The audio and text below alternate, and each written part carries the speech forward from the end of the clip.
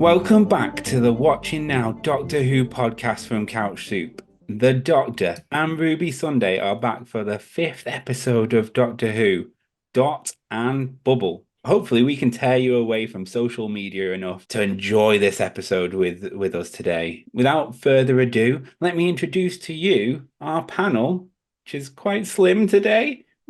We've lost some people to the slugs. I've got my hands on the thing doing my work, you know. The arrows are telling me to do commentary. Should be all right, I hope. Go forward when it says go forward, mate. Yeah. And you should be okay. I trust in our arrow overlords. Let me introduce to you, let's use our social media names. Magna Sword, Ben. Just call me Ben, please. That's I made that name when I was 11. And the same for me. Yeah. Crow 7 blah, me, Ian. It comes from a mixture of like a novel of Buffy and Greg the Bunny. Yeah, it's a disaster. We've got a bit to go through today. Dot and Bubble was... Are you Dot or am I Bubble? Who is Dot and who is Bubble? Dot is the evil AI. The Bubble is the social media. So would you rather be Facebook or Mark Zuckerberg? Fuck, that's a bad decision. I have no idea. Zuckerberg, I guess? Would that make you Facebook? Yeah, the entire thing. Okay. I am the metaverse. Oh, God. I don't have legs. Without further ado, let's go on to our non-spoilery summary of what we thought about this episode.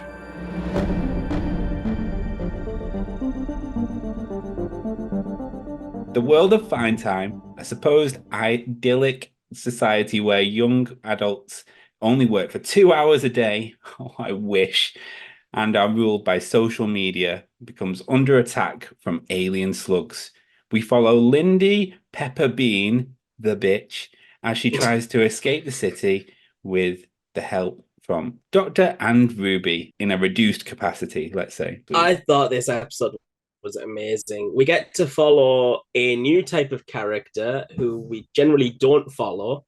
Like the Doctor generally saves people who are nice and happy and all too willing to help people. This time we follow somebody who the Doctor's trying to save who may not really deserve it. May not? The value of human life, you know? Yeah, true. Yeah, this was an absolute amazing episode because looking through it all again and again and again, as I've done the last few days, this episode just draws you in. There's not a single part of the episode that isn't needed. It's all woven together in a fine tapestry, and the show actively bait and switches you multiple times during this episode. It does. I would say, like, keeps you guessing. It keeps you guessing a lot, and I think that the use of the focus on Lindy really helps to obscure the truth of what's going on. It's basically a little bubble where everyone's in their own social bubble.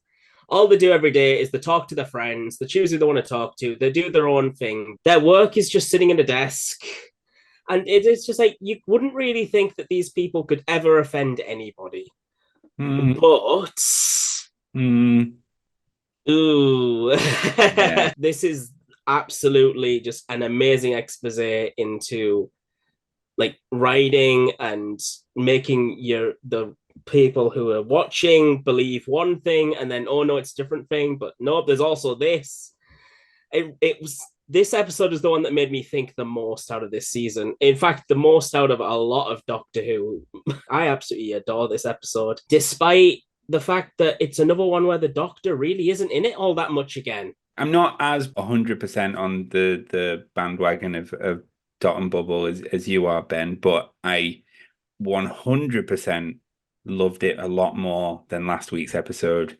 73 yards, because the last episode was 2 minutes long. I liked it, but I do think that we are missing, because this is the second week in a row that we haven't really had Shooty in it a lot, and it's sort of missing the Doctor's physical presence at the moment. Hopefully this is just a mid-season lull that we've got, and we'll ramp up to the finale. I still really like this episode, focusing on different people than Ruby and Shooty still is it's a good episode. I think I'm missing the Doctor again. Yeah, I agree with that completely. It's the last two episodes have been kind of Doctor Where more than Doctor Who. Yep.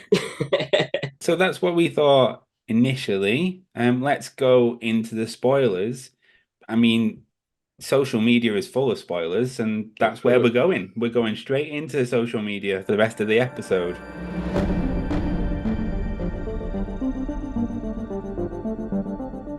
We open on a young girl between 17 and 27, waking up in bed. First thing she does, like most of us would probably say that we do, is check the social media, check the news, whatever. She doesn't do it in a normal way. She activates the dot and the bubble.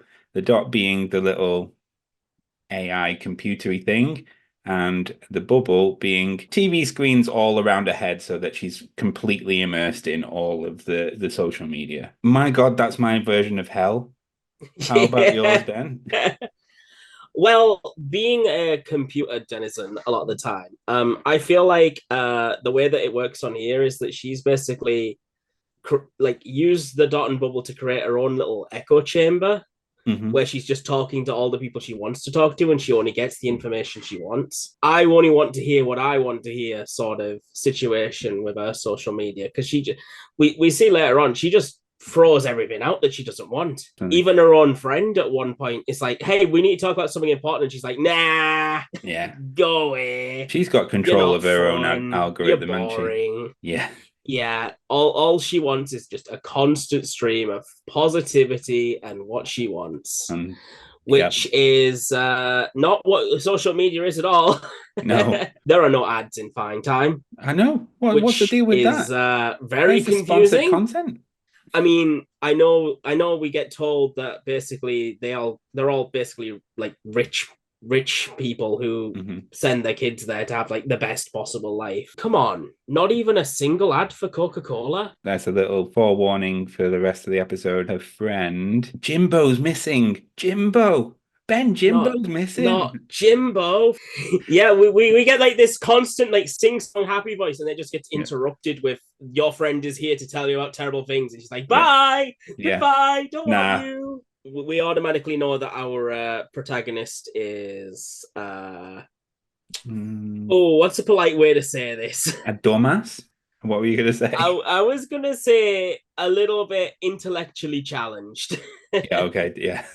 A dumbass. I'm channeling Red Foreman. Dumbass! You dumbass! You're a dumbass! Such a dumbass! But that's our initial like introduction to Lindy, going on a downward spiral as we go on. Lindy's doing a morning routine. The bubble's still around her head. The bubble is still around her head, but she's up, and the bubble is telling her where to go to do her morning routine. She's going to brush her teeth, and it's doing a sat nav thing. So it's going forward, turn left. At the couch, turn left.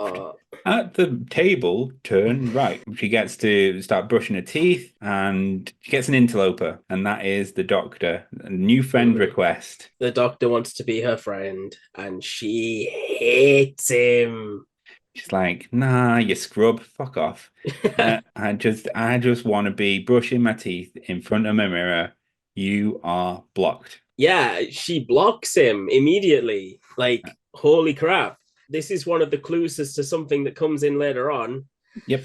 That we haven't seen in Doctor Who for a while. But the Doctor's trying to warn her of something. Like, there may be some monsters out to get her in the town. There's one in her apartment. I can't understand why she can't hear it, but there is one in her apartment. Can I just say, right? She's still live broadcasting to all her friends, and she's brushing her teeth. She also likes the song "Itsy Bitsy Teeny Weeny Yellow Polka Dot Bikini." It's just a really odd choice. It's an odd choice for the future. It was an odd choice in the 80s when it came out. Timmy Mallet, do you remember Timmy Mallet? Yeah, I remember Timmy Mallet. Timmy Mallet was part of this song, if I remember correctly, if I remember my early 90s, late 80s lore. And It is just a really odd song about a girl who gets a new bikini. Maybe it's because it's about a girl who's really simple. She definitely wants to pretend to be like this girl who can do nothing wrong. We get the credits, and then we get a zoom out of the city, which is like the Simpsons in the Simpsons movie. It's Bubble Town, completely surrounded by woods, which they're later called the Wild Woods. It's something weird about that one, right? Do you remember how they portray Gallifrey in this show? Yeah, Where it's like in a it's like in a bubble, but there's desert all around it. It's sort of reminded me of how Gallifrey is designed, really. it's fine time. It's not. Yeah, it's not as important as yeah, Gallifrey. it really makes me think of a Fallout city, you know? Then we pick up again with Lindy. Lindy is on her way to work, being navigated by the Bubbles sat nav, still telling her to go forward and turn where it needs, to the extent where where it tries to avoid a dead body on the floor being dragged away by one of these alien slugs. Yeah, this begins the long trail of black comedy in this episode.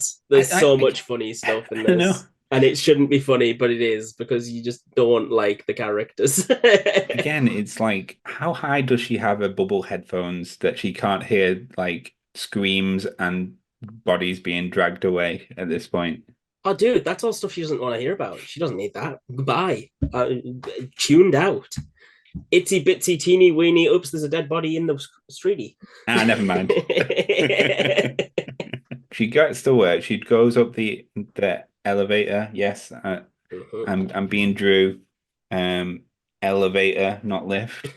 Goes up to the elevator, gets to a desk, starts putting her hands on the desk like she's doing work, and she's not happy about doing work. She's dead. She's still on social media talking to her friends, saying she's not working. Works she's not working.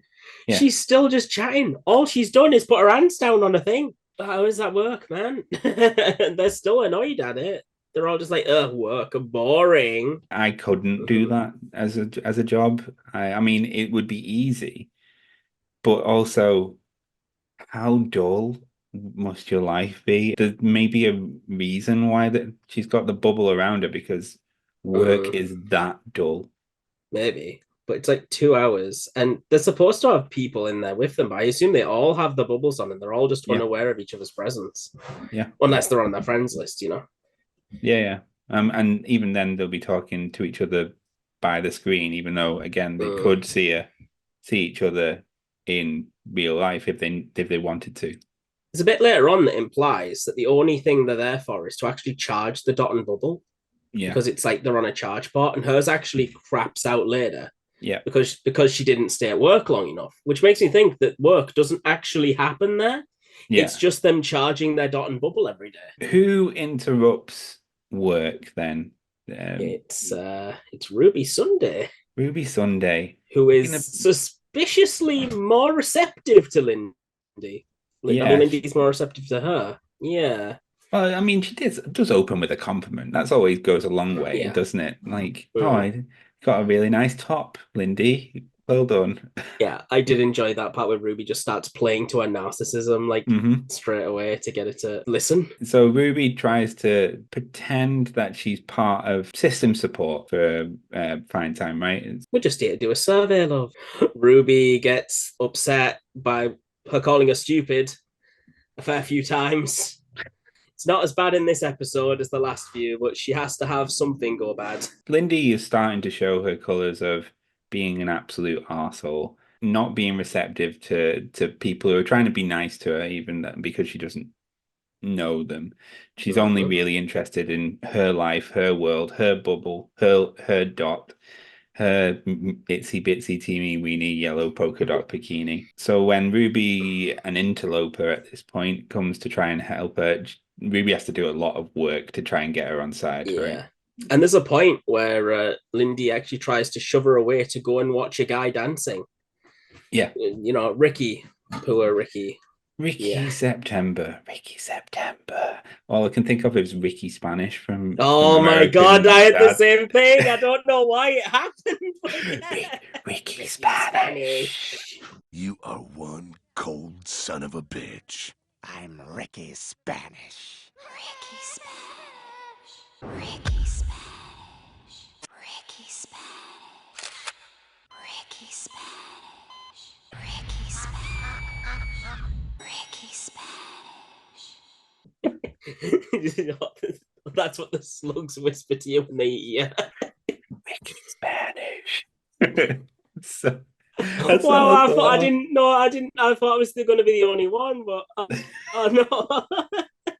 It's because it fits so well with his little dance as well. You know, it's like he wears the same sorts of shirts. He's just like, yeah. ooh. So Ruby's trying to get Lindy to drop the bubble because Lindy retreats and starts social media stalking a hot guy doing some dancing and singing called Ricky September, not Ricky Spanish, Ricky Ricky September. Ricky what? Ricky Suspenders. Oh no. Ricky September. Ricky Spanish. And so she does drop the bubble eventually when Ruby asks, are the people in work with you right now? Because of course you've got to be, because everyone has to work, right? It's their shift. They're not there. So everyone in front of Lindy is not there. So she puts the bubble up again, thinking that's pretty weird, but not thinking much of it. Ruby presses the matter, going, how about the guy next to you? Is he next to you? Eventually, she lowers the bubble and she looks to her right and she sees Slug. Slug munching a lot on that person who was supposed to be next to her. We keep calling it Slug. It looks exactly like a slug, really, but with more teeth on the underside and stood like vertically. It is disgusting. It doesn't seem that threatening either. It's not. It's just there, and it's just like, It doesn't even eat people like really viciously. You think they're still in their bubble, so they don't even realize they're being eaten. Yeah. It's like at the point you're thinking this could be easily avoided, but they're all just so stuck inside their own heads. Yeah. That they just don't. They don't see the slow moving slugs creeping up behind them and then eating them. And then when they feel it, obviously they feel it because they're getting eaten. Yeah. But up until that point, nah, it's all dead to the world in that bubble. Lindy circus music starts.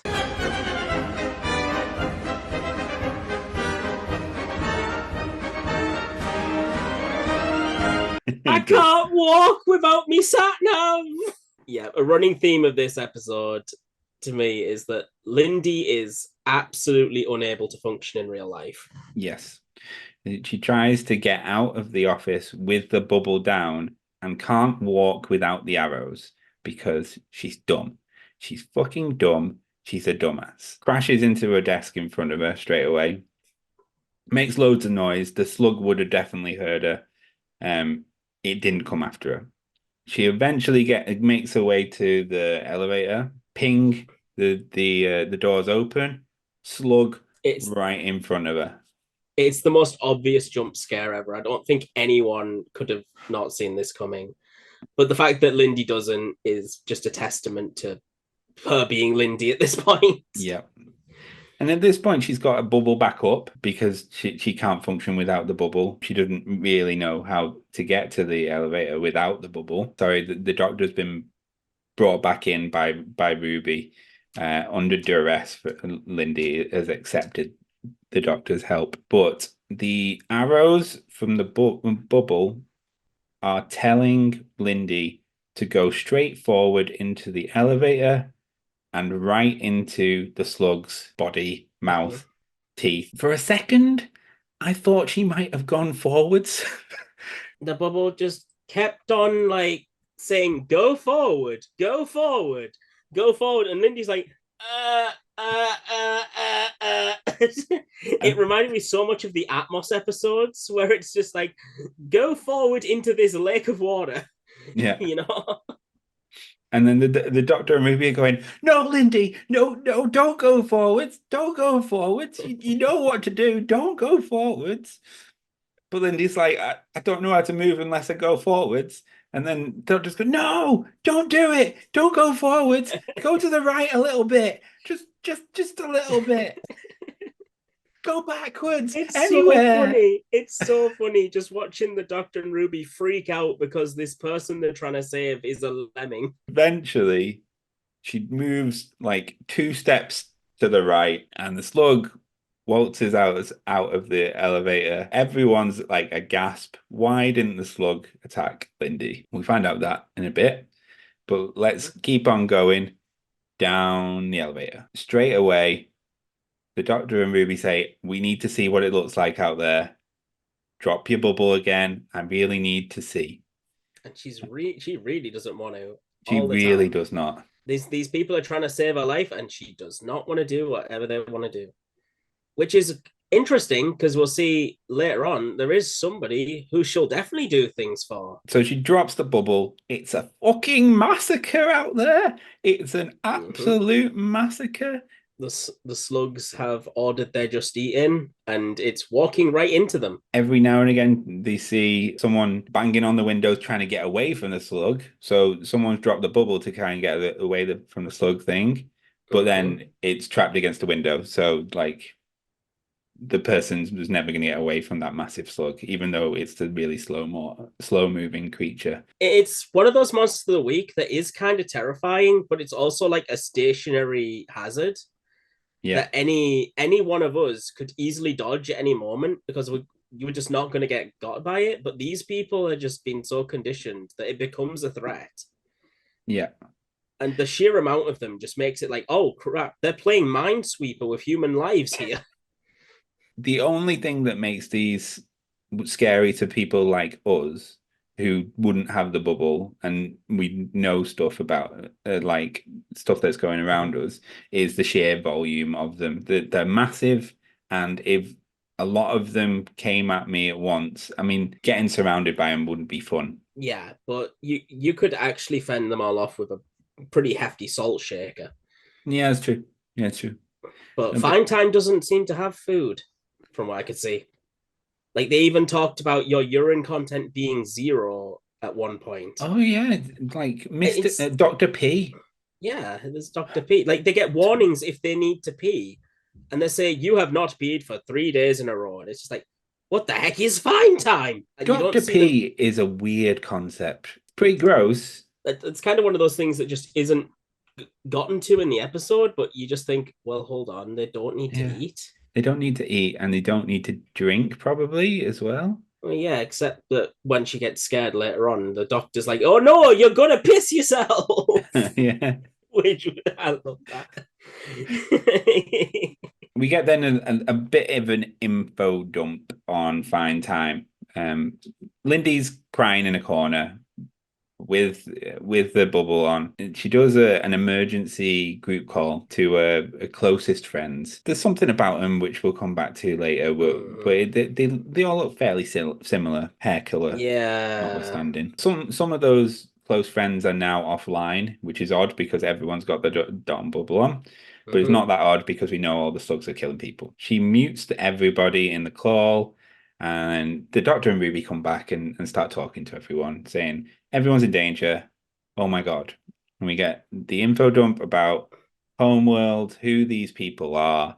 They're 17 to 27 rich folk who... Silver spoon fuckers. And we get to see Lindy's mom, who, guess who it is? I wonder who it could be. It's an old woman. I wonder which old woman it is.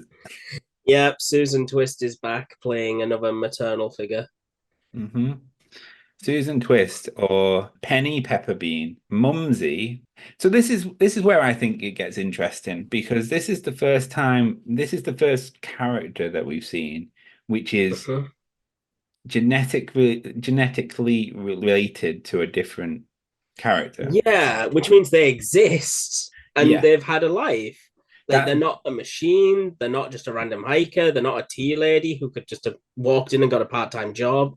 They're not a random dancer in the thing. Apparently, Susan Twist was in The Wild Blue Yonder, and I don't know what character she was in that, but she was in it, apparently. There was hardly anyone according to IMDb. maybe I think she at was the supposed to start. be the space captain. As far as I can tell, the only characters that were in that were the doppelgangers, which were also David Tennant and Catherine Tate, Mhm. and the space captain, who might have had a brief appearance at one point, but like I didn't really remember it being Susan Twist or anything from there, unless she was in a background at the Bernard Cribbins scene. Or didn't Wild Blue Yonder start with Newton? Oh yeah, it did, didn't it? Because then they changed the name of something, didn't Mavity? Oh They changed the name of Gravity to Mavity. yeah. Was she part of Newton's? Oh, that's not a part of this episode I meant to say. They used the word gravity. It's over, folks. Oh, they use Gravity. They used the word gravity. Yeah, it's shoved in there as like an auto gravity system or something, but they say the word gravity. Oh, okay. So it's gone. It's done. Joke's over. Long live Mavity. She's directly related with someone, Lindy Pepperbean. Lindy, yeah. So she's had a life. She's not just a figment of imagination. She's not part of the pantheon, really, because otherwise Lindy Pepperbean is part of the pantheon as well. And she's dumb. She's just dumb. Sorry, too dumb to get in the dirty squad. Yeah. So I have no idea what's going on with Susan. I'm even more flummoxed today than I was last week. The Doctor and Ruby hijack this conversation to be like, "Oh, we know her. Don't you know her? Yeah, we know her. Yeah, she was the villain guard AI. No, she wasn't. She was someone else. No, like, and then they're starting banter in the middle of this crisis situation, and then Lindy's just like, "Would you two shut up?" Yeah, exactly. Then the Doctor and Ruby come up with an escape plan. They say, go to these places, just all to the group chat. I don't know how they got through to everyone else who wasn't in the group chat. That maybe they hijacked other people. Doctor just says sonic screwdriver for everything in this episode. Okay, he's just like, unmuted love. Beep. Yeah. Tell them to go to some conduits which lead outside of the city. Lindy's about to go. Battery's dead on the dot and bubble. She does not know where to go whatsoever. She knows a general direction, but she doesn't know how to walk. Yeah, she walks into a lamppost, and it's freaking hilarious. I know. Not once, but twice. And she walks into it and then steps back twice, two steps, and then walks into it again. Like what is going on? It's at this point we learn that Lindy definitely needs supervision to survive in the world. Yeah, she needs somebody to be a guiding hand to her, and luckily one of those is about to turn up. And she turns down an alley, and it's Slug Alley. There's 4 in there. Luckily, there's a nice little walkway right in the middle, but also, unluckily for Lindy, she doesn't know how to walk properly. Not without her dot and bubble. She sways as much as a drunkard down the street does. And she almost gets herself eaten. Twice. Before. I don't want to say it. No. Oh no. Ricky September turns up. Ricky immediately takes the place of the dot and bubble, giving her directions of how to go. He starts imitating the arrows. Yes. Leading her directly towards him. And she just goes for it immediately because she knows Ricky September from his little dancing videos. He's part of Fine Time.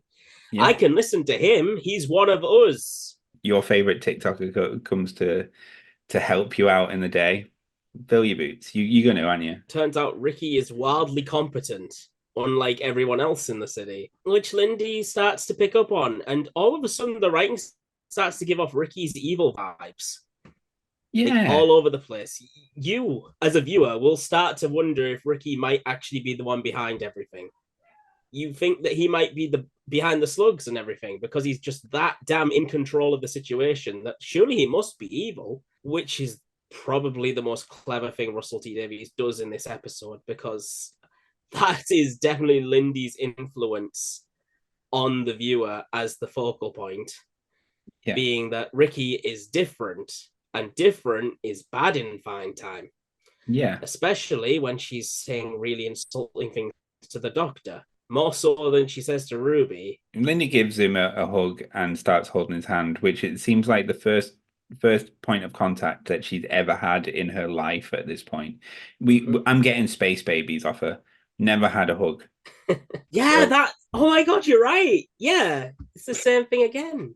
Yeah, another person who's never had a hug gets their first hug in Doctor Who today. Lindy's a space baby. It all makes sense. Oh my God, that's why we hate her. We hate her why we because hate her. she's a space baby. Ricky September, he is competent. Like you said, he is competent. He doesn't use social media that much. He tends to read books instead of using the dot and bubble. He Yeah. goes on, does his little dance for the day, and then turns off, starts reading books and actually educating himself with like history and shit. Yeah, he gives off actual like would be the Doctor's companion vibes 100%. at this point. Like Yeah. he's a badass. He can take care of himself. He takes care of her too.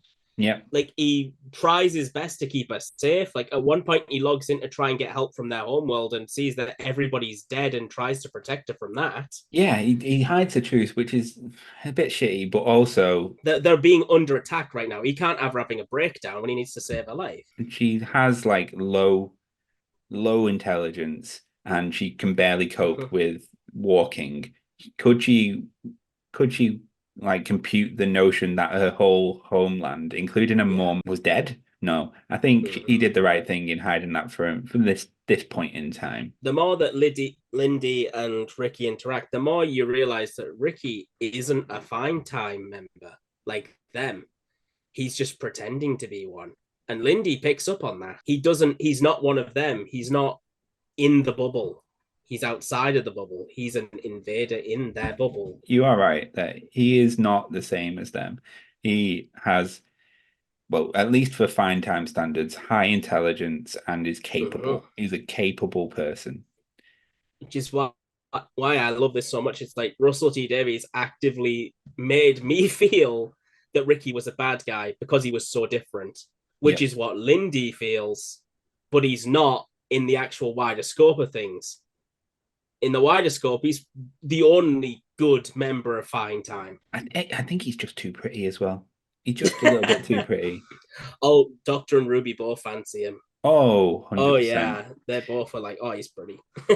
They go down the conduit. There's some 100-digit passcode that they have to put in like 2-digit installments. And whilst Ricky's doing that, Ruby and Doctor are talking to Lindy.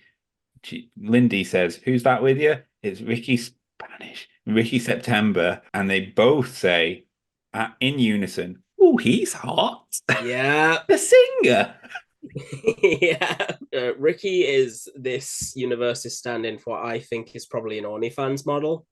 Just to say, these people are humans too. They're actually very capable. That you can't just like think just because somebody does a little bit of a dance in a show that they're really stupid. The revelation starts coming. The Doctor and Ruby work out. Well, it's mainly the Doctor. The Doctor works out that people are getting killed in alphabetical order. Yeah, the slugs know the alphabet. The slugs know the alphabet. Oh. Alphabetized by surname as well. Except it's not the slugs, is it? No. It's the Dot. The Dot is evil. So Lindy tries to turn off the Dot and it turns red like evil things do. They always turn red and starts trying to attack her. And here's the thing where AI goes predictably out of the control of the people who use it. Yep. And decide they're not worth it and to get rid of them. Yep. And we understand from this that the slugs aren't to blame because the slugs are just here. It's the AI who's running people into the slugs. It could be directing them away from the slugs. It could be warning them, but it's not. Nope. It wants them to go into the slugs. All of the Dots have realized how awful this community is, and they just want to kill them all. It's genocide. It's just AI has judged you as being unfit to live, so get lost. All right.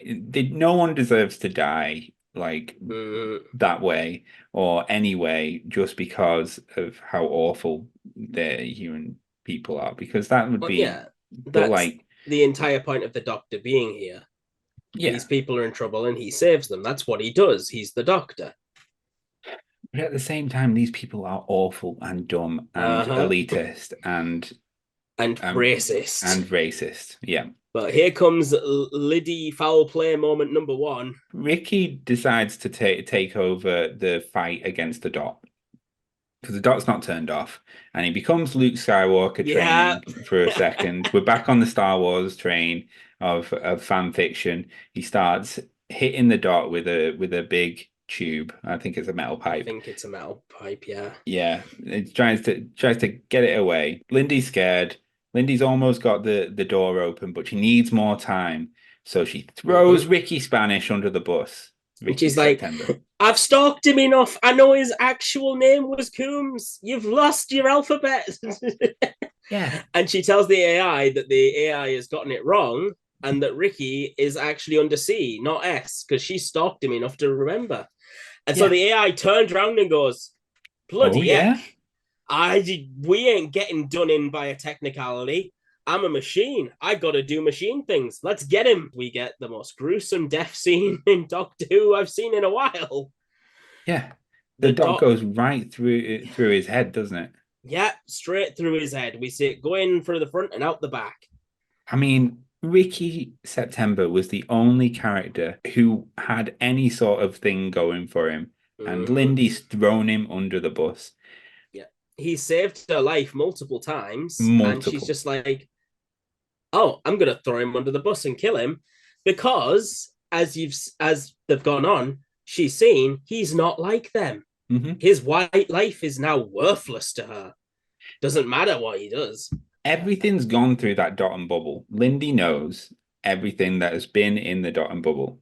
How does the AI not know Ricky September's real name? Well, it needed to calculate, didn't it? It's an AI. It'll have just taken up the most recent, like roster, I'd say. Yeah, like a roster or something. It'll have just taken the most recent one and started working through that. But upon asking it to reconfirm, the AI will have done it again and think, oh yeah, these records exist. Okay, let's fix this. I think it's just a case of the AI would have just done things in the most efficient manner and won't have looked any deeper. But I still think it should be smart enough to know what order it's going in. And it should, if it's prompted by a dumbass to recalculate, it shouldn't get a different answer at the end of it. Lindy gets through the door and she's home free. No more Dot and Bubbles. The Doctor saved a lot more people than just them. Like, if he just gone out of his way to save Lindy, I would have been like, why? Yeah, there's quite a few people. There's quite someone from a friends list as well who has managed to get there. She has a trumpet randomly. I don't know why she has that trumpet. Why does she have a trumpet? I did not see the trumpet. She just has a trumpet. It's just, like... Maybe it's just part of a thing. I mean, that's her online persona. And the Doctor and Ruby are there as well. We actually see them in person for the first time this whole episode. They've just been on the screen up until now. And they're like, yay, you got out. What happened to Ricky September? He went back for more people.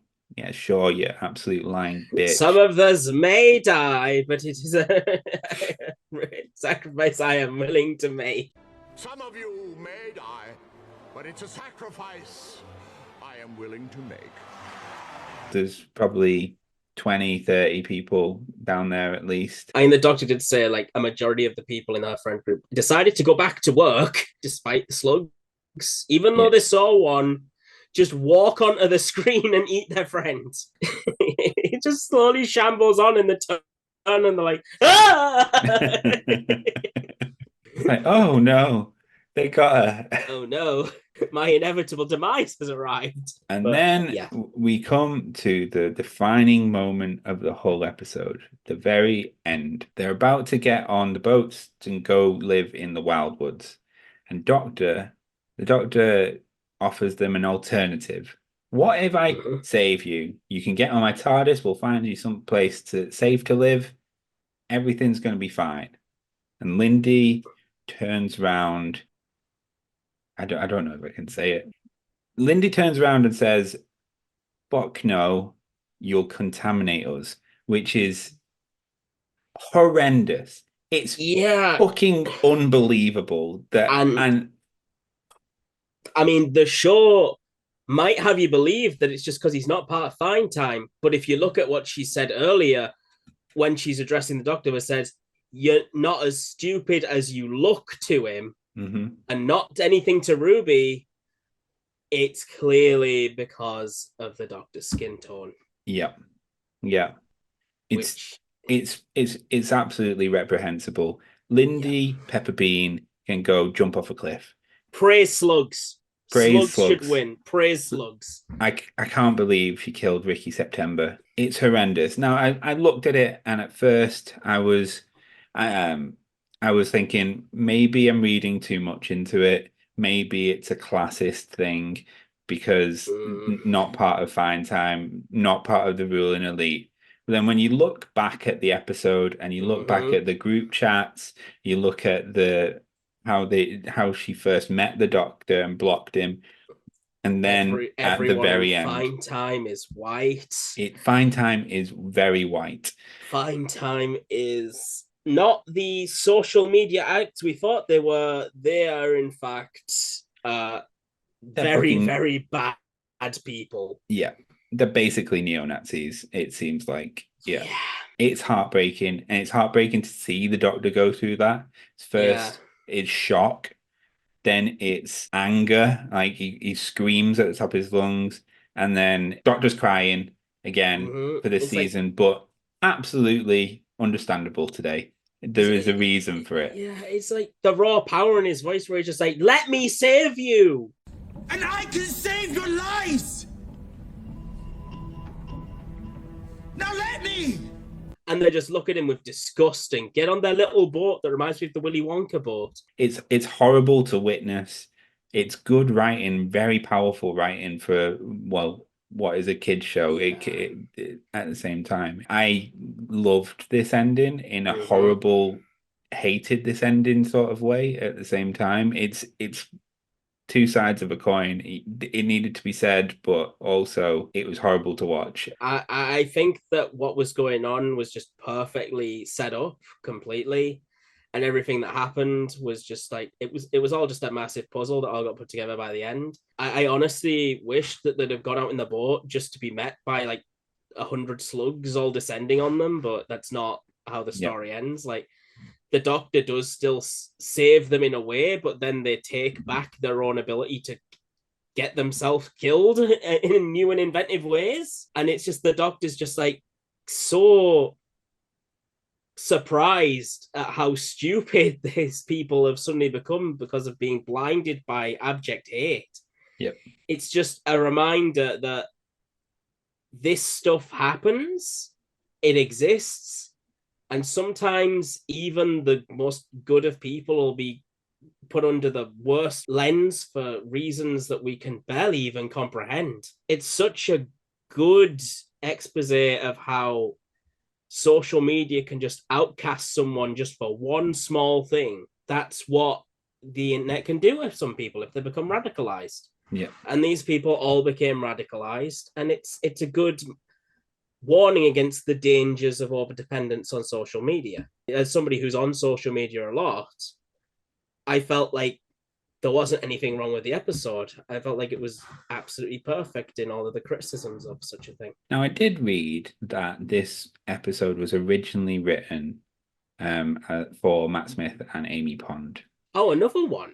So maybe originally it was going to be a classist type thing, but I'm sort of glad that they held it back. I think it works better like this, to be honest. 100%. Like I've come to really like Shooty, so it just hits that much harder. Yeah. And the fact that the lines are placed in such a way that it becomes almost incomprehensible for it to be any other way, but the possibility still be there, just a tiny bit for you to give that, plausible deniability. I love that. That's real good. Let's go on to our episode rankings and summary.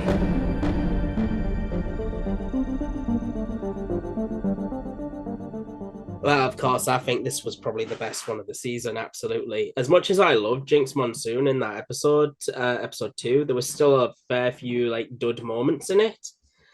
This one, I couldn't find a single dud moment. Unless you count Lindy not dying at the end as a dud moment. Honestly, if it had just bookended with her like being thrown into the jaws of a slug, I would have been absolutely happy as Larry. I give this a 10 out of 10. Yeah. As it is, I'm gonna have to give it a 9.5. I think that everything was just absolutely amazing.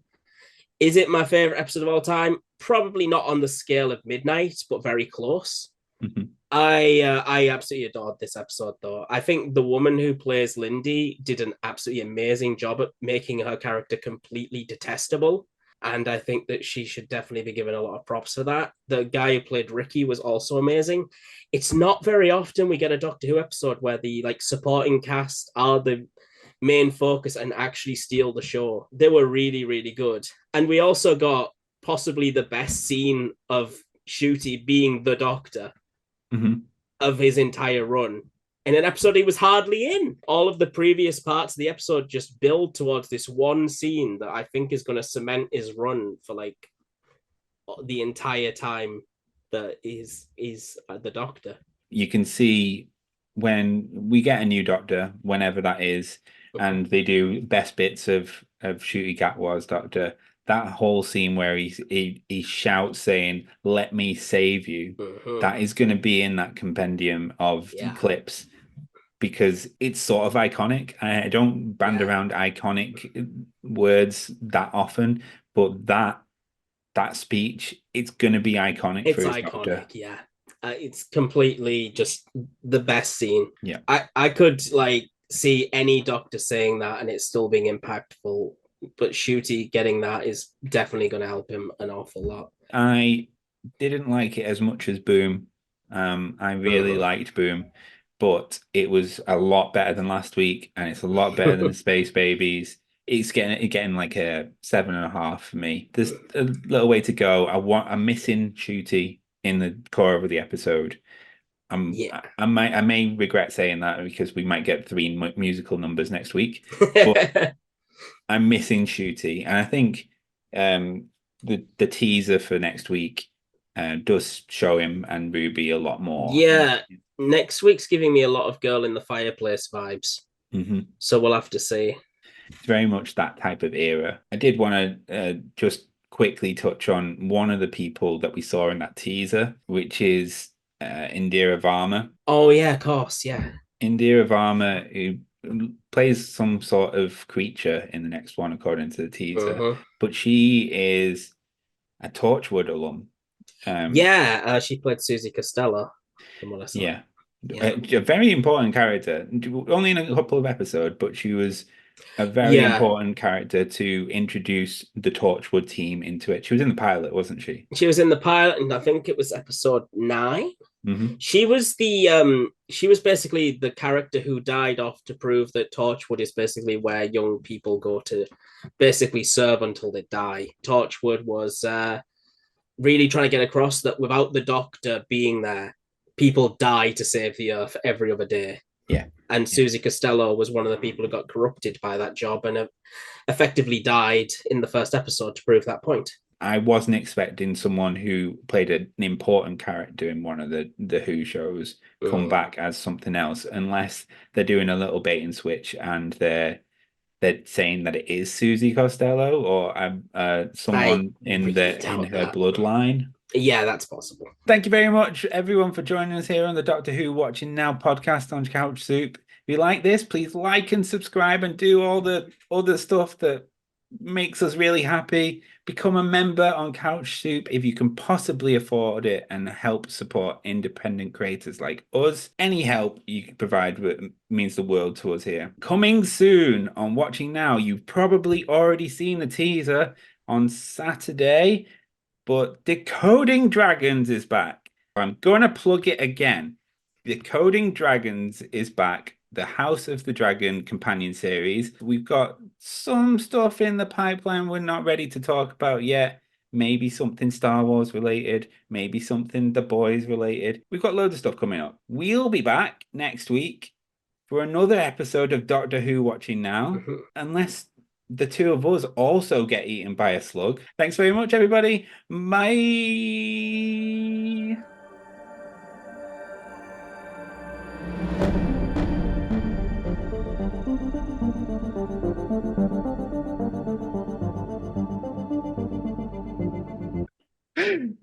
Oh, that's all I thought of. Like all I can think of is Roger from American Dad going, Yeah. Wiki Spanish.